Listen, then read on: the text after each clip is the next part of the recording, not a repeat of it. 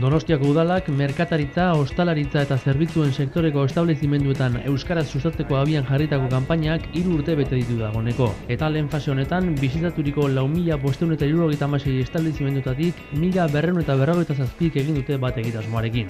Saltoki horietan, euskaraz hitz egiteko eta euskaraz artatuak izateko aukera bermatuta izango dute herritarrek. Nik uste dut horako proiektuekin denok irabazten dugula eta horregatik gustatzen zait aipatzea hori. Gizarte osoak irabazten duela, bezero ondo hartatzea oso importante da.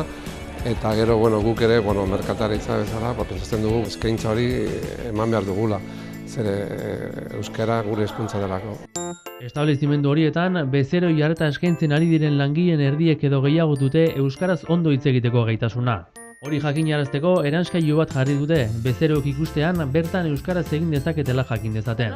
Era berean, lehen hitza euskaraz egiteko konpromiso hartu dute saltoki horietan. Ikur hori ikusteak behar bada erraztu egiten dizula bidea badakizulako hor euskeraz hartatuko zaituztela. Baina, bestela ere, guztion konpromisoa izan daiteke euskaldunona norabait sartzen geranean lehen hitza euskaraz egiteak. Datuak onak diren arren, hirian badira beste 652 saltoki egitasmoan parte hartzeko baldintzak bete bai, baina hainbat arrazoirengatik honekin bat egin ez dutenak.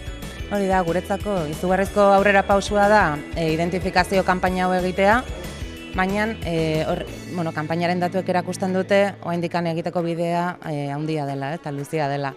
Egitasmoarekin bat egin duten establezimendu guztiak 3 donostiaeuskaraz.eus webgunean ikus daitezke.